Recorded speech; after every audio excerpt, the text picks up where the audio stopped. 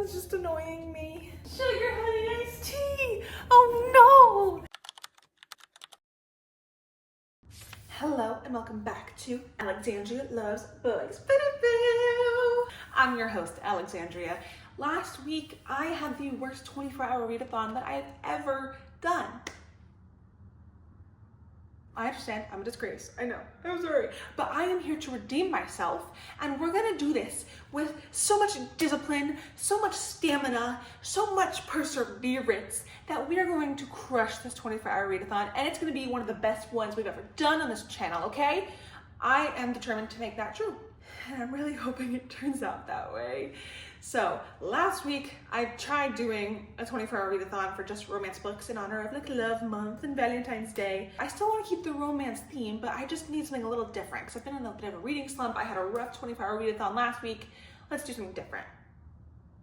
Let's do dark romance for 24 hours. I'm going to start with books that are on my February TBR, and the first one, Brutal Prince by Sophie Lark. This is an Irish Mafia rivalry romance situation. Her father arranges a marriage between her and Callum Griffin, eldest son and heir to the Irish Mafia. I'm thinking this will be a good one to start with because it's less than 300 pages, and so since I've been in a reading slump and I had a rough 24-hour readathon last time, this should hopefully set me on the path for success, give me a quick win, and then I can hopefully just keep reading. That's my plan. And then, as always, my strategy for these is I always like to have one audiobook that I'm listening to throughout the 24 hours so that like I can make food, I can shower, I can rest and maybe play a game on my phone if I need a mental break from like physically reading with my eyeballs, and I can listen to the audiobook and I'm still getting in my hours in. So I'm gonna listen to the audiobook of Lights Out by Nevessa Allen. Yeah, I'm nervous for this one. But I've heard the audiobook is great. I've heard this book is just great. A dark romance like you've never seen before. Can you handle the ride? And I think it goes from predator to protector. And that is what is drawing me in. I don't think I'm gonna like the whole, oh, he posts thirst traps in a mask and it's her vibe and she likes it a lot. Then they just have a physical relationship, but then other things happen in the plot and there's dark forces and whatever, and then he's like, I need to protect this woman. And I eat that up every time. Sorry, I have a savior complex. I'm so sorry. I'm feeling very unhinged today and I don't know why. Let's reel it in. I don't know if dark romance is really my thing. I've heard that if you like Butcher and Blackbird, this is even better than that, and I really enjoyed Butcher and Blackbird, so I'm gonna give this a shot. I really want to read a Mafia book. I never have, and I think I'll enjoy it. I'm gonna try to do it for 24 hours straight. Who knows what's actually gonna happen?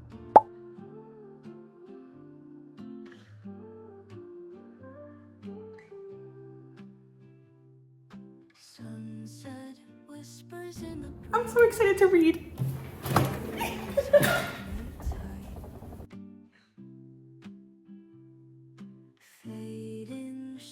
Of you and me dancing through the night, cold coffee, morning haze, two hearts in a slow embrace, words unspoken linger. I'm on page 50, chapter 6. This is a dark romance, clearly. So the Griffins and the Gallows, they are just rivals for generations. And because it's dark romance, they're mafia, it's a little bit more intense than a little old rivalry, okay? It's intense, it's violent, it's aggressive. The youngest and wildest Gallows sibling, Ada, our main character, crashes a party at the Griffin mansion and sets fire to the library. And so her father quickly arranges a marriage between her and Callum Griffin, the eldest son and heir to the Irish Mafia. They've both just found out that they must get married. So far, my thoughts, the writing isn't like great writing in my opinion, but it's entertaining writing, which is also a form of good writing. So I'm still enjoying it, but like it's not anything like super intellectual. Not that many of these types of books are, but still, like, it's not like, it doesn't feel very like poetic or anything in its prose or anything like that. It's just, it's entertaining and it is what it is. One thing I found interesting as I was reading page 51, Callum says, "Do you honestly expect me to stay married to her forever?" And his dad says, "Yes, I do. The Gallows are Catholic, the same as us. You'll marry her, you'll be faithful to her, and you'll father children with her." And I just think it's really funny that they're Christian and they're Catholic, but that's like a branch under Christianity as a whole, if you will. But yet, like, they are taking people out. They're doing a lot of non-Catholic things, but in this like one aspect, they're like, we're gonna do it the Catholic way, the right way, the God-honoring way. What do you mean? You're the Mafia. Are you really? Is that really your priority, to live a God-honoring life? Because I don't think it is. I'm not one to judge. I don't know, but I think it's really interesting. I just think it's really funny.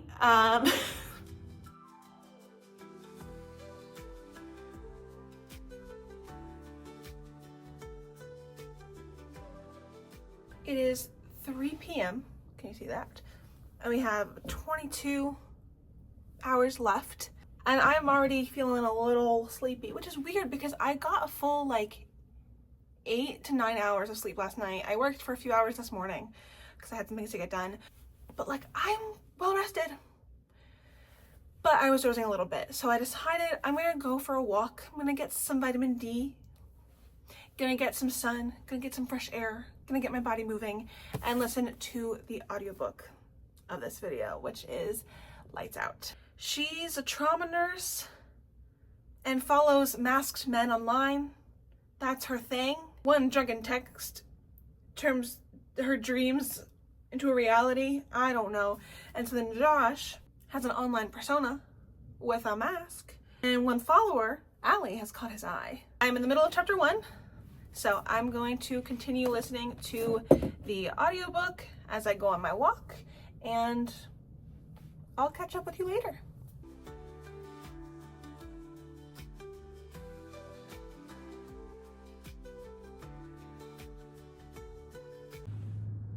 I wish I was filming to get my reaction. I just made such a loud guffaw.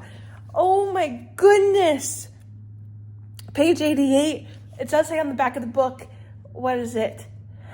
Ada is more than capable of giving as good as she gets, starting with poisoning Callum on their wedding night. I was not, and I knew how she was gonna do it, or with what. But dang, this is intense. Okay, so listen. I know it's enemies to lovers, and it's like Mafia, and it's dark romance, so it's like intense enemies. But the things that he's done to her, I don't like. The things that he's thought, I don't like. I'm waiting for it to be like morally gray where I like it versus morally gray where I'm like, I hate you. Ew, you're gross. So I'm enjoying her getting her revenge. I'll just say that. I'm currently on chapter 16 of Brutal Prince, and we still have 18 hours and 40 minutes remaining on the clock. Don't mind my toaster oven box is holding up my projector to make it higher. So I know that's not really aesthetically pleasing, so just don't look at that. I wasn't sure how I was feeling about Callum. He's just very like controlling, and I get that there needs to be a character arc, and I'm really hoping that there is, and that he kind of grows out of that and like realizes that, like, I'm hoping that he just falls in love with her for who she is, as what I'm expecting in a romance book, even a dark one, and like lets go of like this control that he wants over her. But so he was giving me the ick a little bit because of that, where I was like, and honestly, Ada is giving me, she's kind of giving me pick me girl energy, or just pick me energy in general. Like, not fully, but she's just a little like immature and like reckless in an obnoxious way, in my opinion, just to me. I think I'm more invested now because I'm like 137-ish pages in, and now there's been like, I'll just say the fundraiser scene, and we got to see some of his it was giving like my wife energy, you know, like that's my wife, which is my favorite part of enemies to lovers, fake marriage tropes. And right now there's a lot of spice. This is a shorter book, it's under 300 pages, but mainly the relationship is spice right now, and it is a little too much for me, but I know like I'm not expecting it to be fully emotional in the beginning of their connection, but I'm hoping that now we've had this like shift in their dynamic post fundraiser scene. So I'm hoping to see things get a little bit more, I don't know, intentional and emotional in their connection. And then also, if you're curious about my Lights Out update, I've gotten up to page 72. Honestly, like this book is also very spicy, and I haven't fully gotten into that aspect of the plot yet, but listening to that in an audiobook while on a walk in like a populated area, every time I walked by someone, I would slowly lower the volume, even though I was listening in my headphones, because I was like, this just feels weird. Listening about this masked man and him breaking into her house, and it was weird. But I am enjoying it so far. I'm really invested. Everyone was saying to listen to the audiobook, and by everyone I mean booktubers, book talkers, my former coworkers. And so I was like, okay, I'm gonna listen to them. And I'm so particular about audiobooks. I don't know why. I so easily don't like the narration of most audiobooks, but I'm really liking this one. The guy who's voicing Josh, he's doing a phenomenal job. Josh is so funny, and like this actor isn't like playing it up too much. He's not trying to be like quirky, he's just trying to be like natural, which I really enjoy. And so like it's so funny to me. Like Josh is this like dark, mysterious stalker masked man thirst trap guy, and yet he is so funny.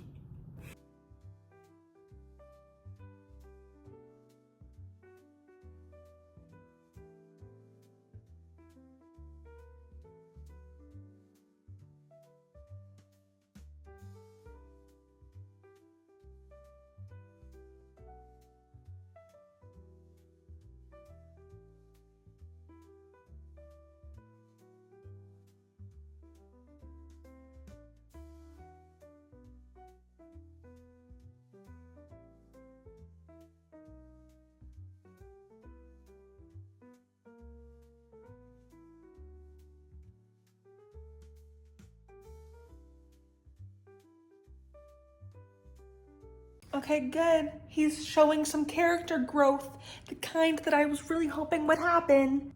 I don't love this, but I'm somewhat glad to see where it's going. I'm listening to the audiobook. Oh, I like Josh. I like Josh. This is gonna have no context, these lines. They're not gonna be funny to you probably, maybe not without knowing the context, but I'm still gonna share them. This is his internal dialogue. Aw, our first official fight. I was absolutely going to mark this in my calendar so a year from now we could celebrate the day she acknowledged there was something between us. Was I getting ahead of myself? Probably, but I couldn't help it. Allie was going to be mine. The end. I just have to find some way to make her think it happened organically and she wasn't falling for my dastardly plan to brainwash her into loving me by spoiling her rotten. Like, yes, this is dark, this is twisted, it's very spice driven or desire driven, but like, he still acknowledges that she should be treated like a queen and is amazing. I'm like 98 pages in, and it's not like, yeah, it's a spice driven plot, but like so far there hasn't been like much spice, and I haven't been like, okay, there's been spice, but compared to what I expected for this book, it really is not that bad. Compared to Brutal Prince, I'm 222-ish pages in out of like 280, almost done. There's been a lot of spice, and it's kind of bothered me, or the spice in this has not been bothering me. And I don't really care to read about the spice when it's like really not, I don't feel like it's affecting their relationship in any way. This plot is all over the place. I feel like the author is just throwing random things at the wall and just hoping it sticks. it feels disjointed to me. But like, this plot, what is the plot of this book? A lot and also not a lot at the same time. Make that make sense. This is so intense. Oh no, what if he has... Oh. Okay.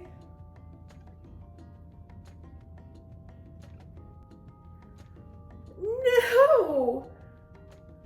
This is so dramatic.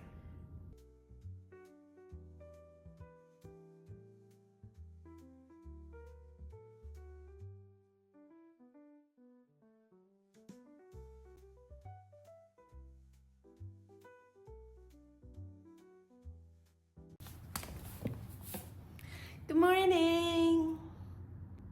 I fell asleep. We are 13 hours and 12 minutes remaining left on the clock. If I keep going straight from now, I will be done at 12 a.m. tonight. It's okay, we're going strong.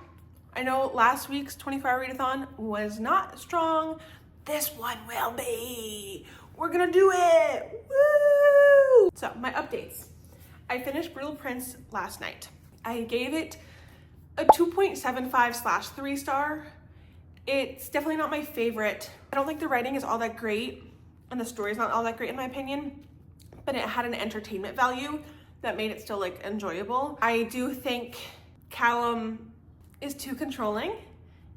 I don't enjoy it. And like, yeah, he had character arc and whatever, but he's still, his controlling gave me the ick versus like other morally gray men in books that are a little controlling don't. And I don't fully know like why he did in this one versus others that don't. I mentioned, she kind of gave me pick-me energy. She was immature in my opinion. She was irrational in her actions and just didn't think things through, and that kind of pissed me off. And I do think this was way too spicy for no reason other than to just like be spicy. For Lights Out, I am in the middle of chapter 11, around page 140-ish. I'm really enjoying this.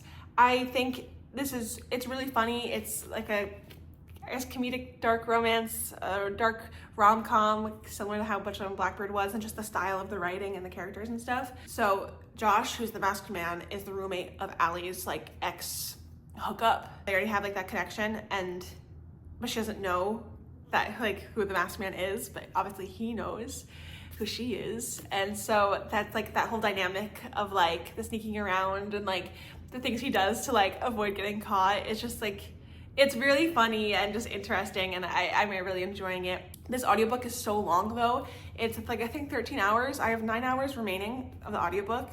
I am listening to it at 1.5 speed, so it should be a little less than that, but that 9 hours would take up a majority of the 13 hours left, and I don't know if I'm actually going to finish this in this 24-hour readathon. And then this morning I started a new book called Still Beating by Jennifer Hartman. This one follows Cora and Dean is her sister's fiance.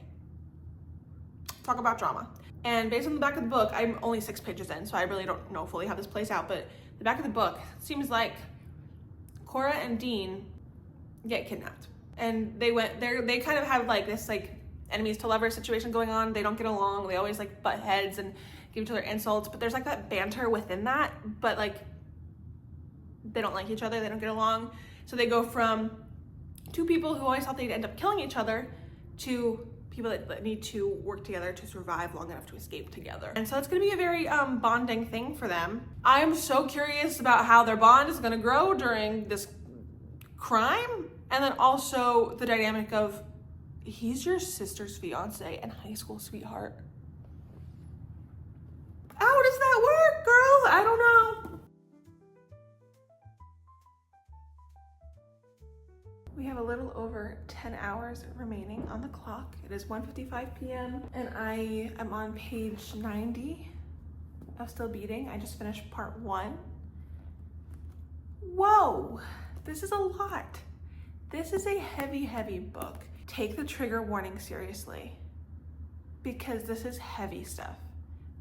If SA is like any trigger for you, I would recommend maybe not reading this. It doesn't really go full graphic in detail, but you know what's happening, and it's really hard. It's weird because like this is fictional, but this is a very real thing that happens in this world, unfortunately. And so my brain is very much like, oh my gosh.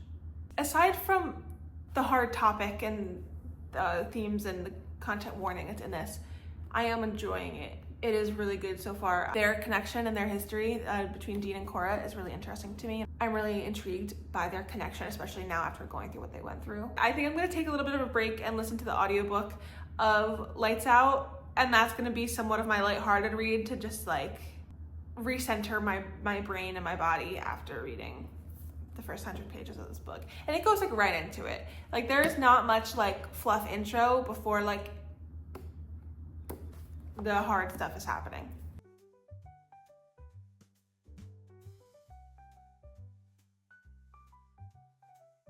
Keep listening with the top-ups you purchased from Spotify. No! No! Sugar honey iced tea! Oh no! You get 15 hours of audiobook time on Spotify every month. I thought that started at the 1st of every month.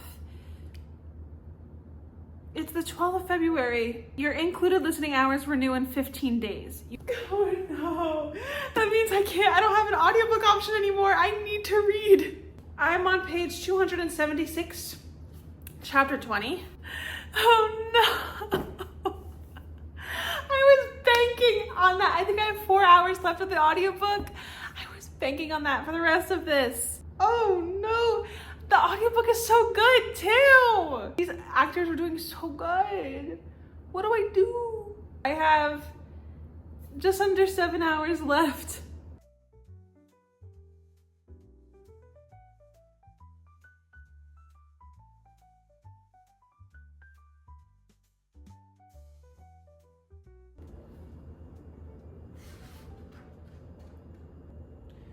About to start part 3. Why are they posting on Facebook? I don't like this sister.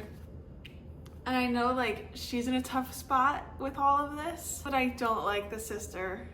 The way she handled both Dean and Cora when they came back, she just seems so insensitive in my opinion. You seem to be having a hard time letting go of the things that connect you to that basement. Well, yeah, you know what happened in that basement. It's only been like, I don't even know, like 2 months, 3? Yeah, that's gonna stick with her for a while, girl. Yeah, sis. Ugh. Oh, now I see what they're talking about.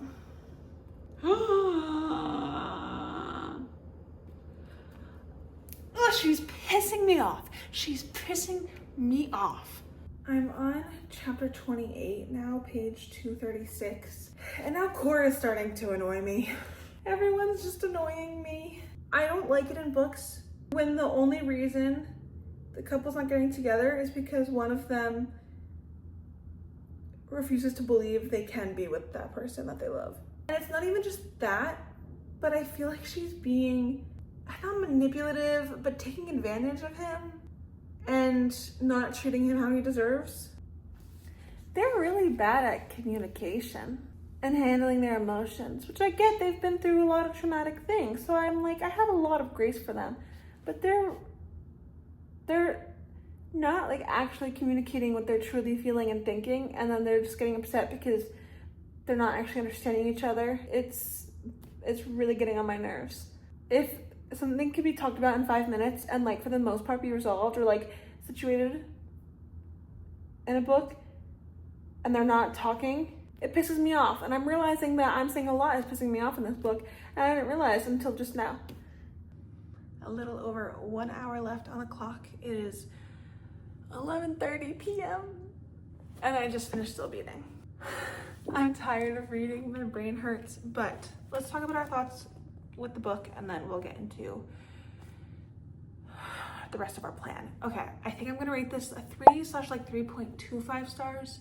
It's a good book and it's a beautiful story, but it's also heartbreaking and very triggering and very traumatic. It's broken down into 3 parts, and the first part goes immediately into them being kidnapped and abused, but then reading about them post-kidnapping and then their struggles with like their relationship with each other, and then also with their friends and family, and then them readjusting to life and trying to heal.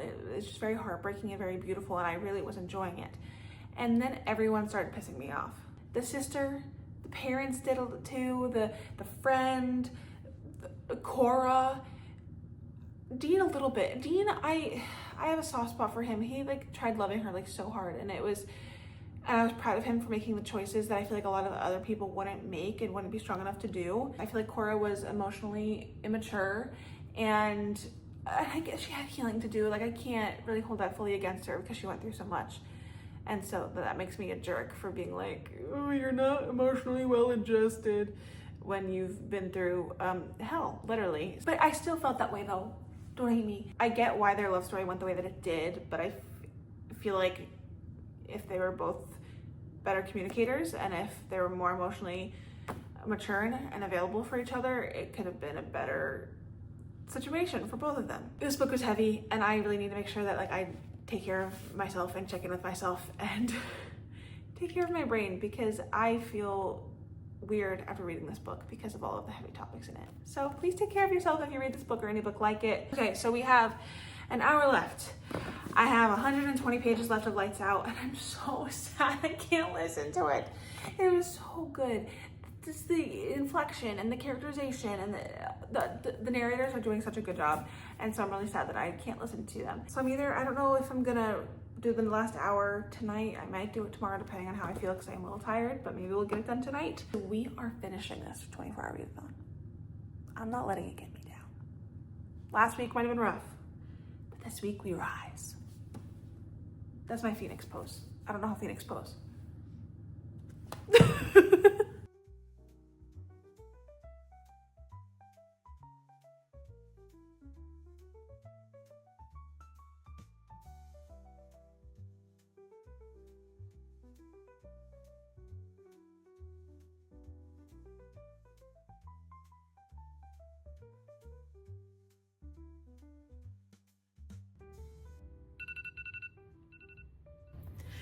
We did it!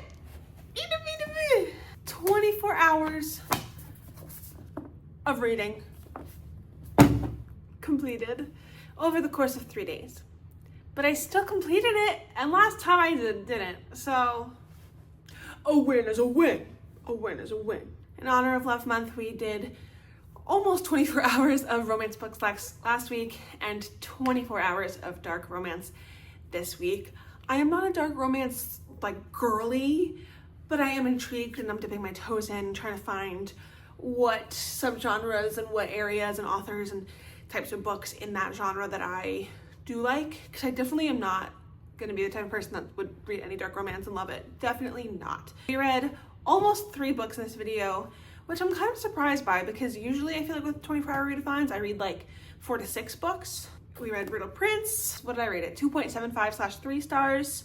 So it wasn't a great read, but it wasn't necessarily bad either. It just wasn't like the best. And then Still Beating by Jennifer Hartman, and what did I rate this? 3.25, something like that.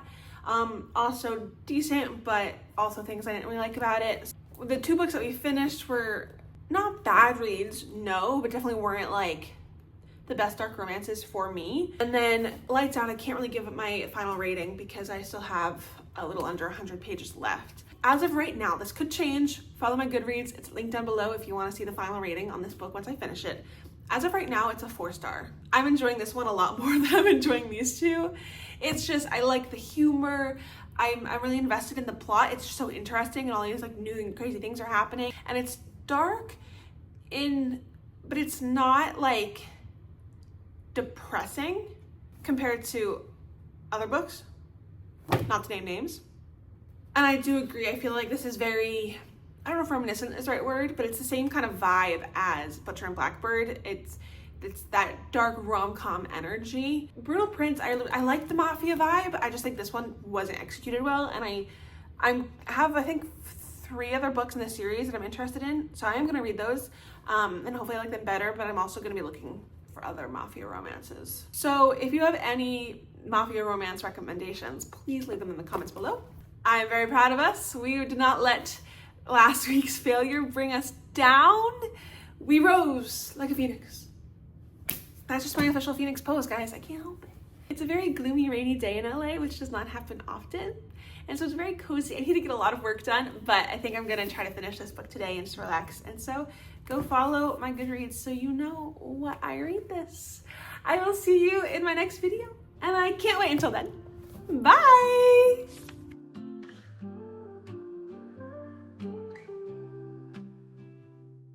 Sunset whispers in the breeze.